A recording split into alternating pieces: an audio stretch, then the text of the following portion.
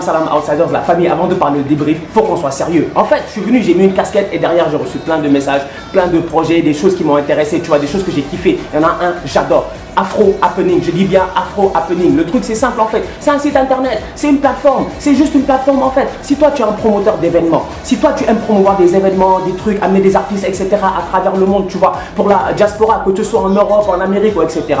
Tu vas sur la plateforme, tu promouvois tes événements et tout, il n'y a pas de souci, les mecs ils vont gérer là-bas, tu vois. En plus on peut payer par n'importe quel moyen, tu vois. Maintenant si tu es comme moi et que peut-être tu fais partie de ces jeunes-là qui ont passé le bac cette année et que tu sais que cette année tu vas aller en Europe, etc. ou quelque part tu vas être seul, il va faire froid, tu vas vouloir coller une petite, tu sauras pas où aller et tout, tu vas là-bas en fait, c'est là-bas où il y aura tous les événements, tous les trucs, etc. Et c'est bien parce que ça ramène la communauté ensemble. Moi je vous dis, allez jeter un coup d'œil, les mecs ils sont lourds, les mecs ils taffent bien, c'est Afro Happening, ça fait plaisir, derrière, soutenez-les. Maintenant le débrief, les choses sérieuses, je vous dis bien, les choses sérieuses, France-Belgique, le débrief il commence maintenant. France-Belgique, le match en toute honnêteté, il se résume à un seul mot, Olivier Giroud il fait quoi sur le terrain? Olivier Giroud, il fait quoi sur le terrain? Quel est le rôle de Olivier Giroud? Quelle est l'utilité de Olivier Giroud? Quel est le niveau technique de Olivier Giroud? Quel est le niveau psychologique de Olivier Giroud? En fait, même, qui est Olivier Giroud? Mais merde, c'est pas possible. Le mec, il est sur le terrain avec Olivier Giroud, tu peux pas faire l'histoire. Ça, je le dis tout de suite. Avec Olivier Giroud, tu ne peux pas faire l'histoire. L'histoire, c'est quoi? C'est quand, en fait, dans ta tête, tu te rappelles des duos. Tu te dis, ouais, c'est Fabregas, il avait récupéré le ballon, taf, il a fait une petite passe comme ça, Iniesta a marqué. 2010, finale de Coupe du Monde. L'histoire, c'est quoi? C'est tu te dis, c'est Schürrle qui prend le ballon, tu vois, il donne à qui? À Götze, il marque, finale de Coupe du Monde 2014. L'histoire, c'est quoi? C'est Lilian Thuram qui marque face à la Croatie en 98 sur un flick of the feet, je dis bien, une passe extraordinaire de Yuri Djorkaeff. Tu te rappelles toujours du mec qui a fait la passe avant. Kylian Mbappé. Mbappé prend le ballon. Il te fait contrôle orienté talonnade, toi-même tu n'as pas compris ce qui s'est passé. Et Olivier Giroud, ce tocard-là, il rate l'action. Ça, c'est les genres d'action que tu devais raconter à tes enfants. Dans 10 ans, tu dois t'asseoir dans ton salon, poser, appeler les enfants et leur dire, je te dis, tu les appelles comme le laboureur et ses enfants. Tu les appelles tous devant toi et tu leur dis, les petits, sincèrement, Kylian Mbappé, lui, c'était un tueur, mec. Il a fait une de ses passes à Olivier Giroud, c'est ça que tu devais dire. Mais Olivier Giroud est tellement nul que tu ne peux pas dire ça. Parce que Giroud, aujourd'hui, il a été insuffisant. Il a tout raté. Il a tout raté, Giroud. Il a tout raté, c'est pas possible. Pied droit, pied gauche, il est tout le temps par terre. En fait, Giroud, si son rôle sur le terrain, c'est de défendre, Deschamps n'a qu'à mettre ça au clair tout de suite avec tout le monde. Il n'a qu'à nous expliquer tout de suite, il n'a qu'à nous dire tout de suite que Giroud, oui, il est là pour défendre. Ok, d'accord, mais offensivement, il n'apporte rien. On avait parlé de 50-50 parce qu'on se disait que le match, c'était des match-ups. C'est des match-ups. Les match-ups, c'est quoi? C'est-à-dire, c'est des face-à-face. C'est te dire comment Kanté va gérer Hazard. Aujourd'hui, on a vu que c'est pas Kanté contre Hazard, c'était Hazard contre Pavard. Et en première mi-temps, Hazard, il a bouffé du Pavard, mec. Du Pavard au chocolat, du Pavard au lait, du Pavard à je sais pas quoi, mais il a tué Pavard. Il a tué Pavard, Eden Hazard en première mi-temps. Mais le problème dans le jeu d'Eden Hazard aujourd'hui, il est simple. C'est que j'ai l'impression que tu as un syndrome Brésil. Syndrome Brésil, c'est quoi? C'est que le mec, il vient de jouer un match face au Brésil. Les Brésiliens ont perdu. Les Brésiliens étaient favoris de la compétition. Eden Hazard, c'était définitivement le meilleur joueur sur le terrain. Mais derrière, aujourd'hui, tu as l'impression qu'il voulait trop en faire. Hazard lâche le ballon. Hazard lâche le ballon en première mi-temps. Hazard lâche le ballon en première mi-temps. Mais le mec, il lâche pas le ballon. Il t'enchaîne 1, 2, 3 dribbles jusqu'à sortir du terrain. Lukaku. Alors là, Romelu Lukaku. Mais Lukaku aujourd'hui, mais je l'ai cherché.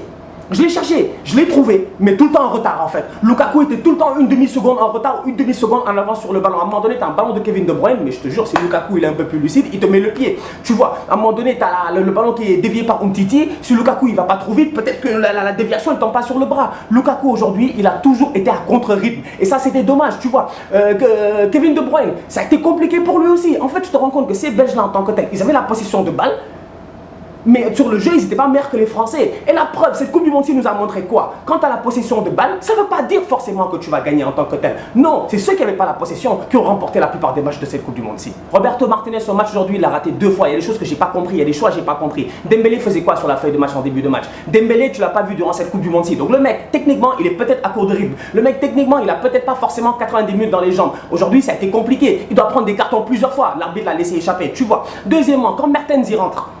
Mertens y rentre avec quel but? De faire que des centres. Mais tu balances un centre, 2 centres, 3 centres, 4 centres, tu vois qu'il n'y a personne à la réception. Mais shift ton style de jeu. Non, il ne le fait pas, il reste têtu sur ce style-là. J'ai pas compris. Après, il fait la même chose, mais de l'autre côté. Il fait rentrer Ferreira Carrasco pour qu'il fasse la même chose que Mertens fait, mais dans l'autre sens. Ça marche pas plus. Aujourd'hui, en fait, il y a des choix qui ont été faits par Martinez. J'ai pas compris. Maintenant, il faut qu'on soit sérieux. Umtiti et Varane, les deux, quand même, cette Coupe du Monde, ils sont en train de faire le taf. Umtiti en phase de poule, il a déconné un peu avec une main, etc.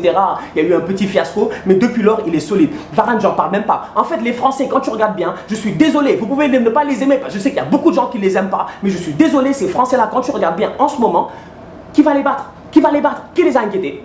Qui les a inquiétés? Les Uruguayens les ont pas inquiétés. Les Argentins les ont presque pas inquiétés, mis à part 10 minutes dans la deuxième mi-temps. Qui va inquiéter ces Français-là? Les Belges aujourd'hui, on les a vus 90 minutes de rang, ils ont le ballon, mais derrière il y a eu une grosse différence. Hugo Lloris, encore une fois, Hugo Lloris. Alors Hugo Lloris, le mec, il te fait pas une bonne saison avec Tottenham, mais là en ce moment, ça fait 3-4 matchs en Coupe du Monde. Hugo Lloris taille pas trop, mec. Sincèrement, le mec, c'est un monstre, il arrête tout ce qui bouge. Et c'est là où la différence se fait. T'as un gardien comme Lloris qui fait des claquettes, des arrêts, des trucs. En première mi-temps, l'arrêt qu'il fait sur Alderweireld, il est énorme.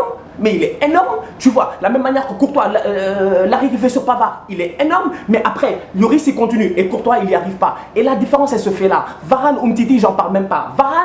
Mais Varane, sincèrement, je suis désolé, les gens ils underestimate trop Raphaël Varane. Je sais pas, c'est parce que le mec il a une tête de saint, parce qu'il a l'air d'un enfant, tu sais pas en fait, ou parce que c'est Ramos qui prend tout l'aura à côté.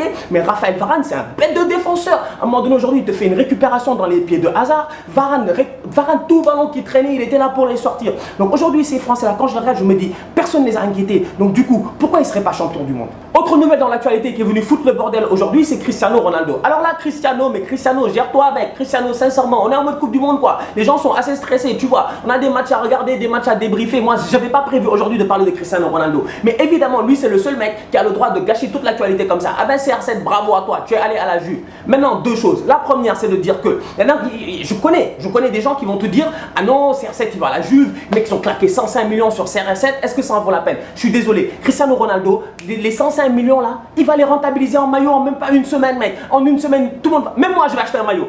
Moi-même, je vais acheter un maillot. J'ai jamais voulu acheter un maillot du Real parce que quand tu achètes un maillot du Real, automatiquement on dit que tu es un anti-Barça ou etc.